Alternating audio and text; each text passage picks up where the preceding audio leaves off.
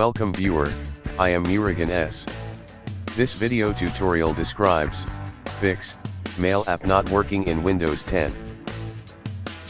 Click Start button, Settings. Click Apps.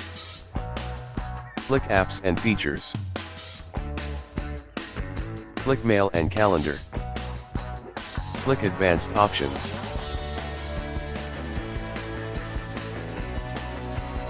This app is not working right, reset it. Click Reset.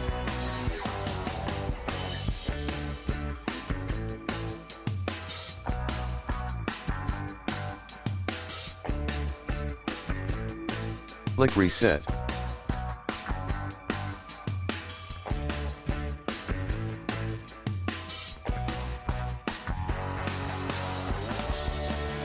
I hope this video tutorial helps to you. Please like, share and don't forget to subscribe my channel. Thank you very much. See you next video.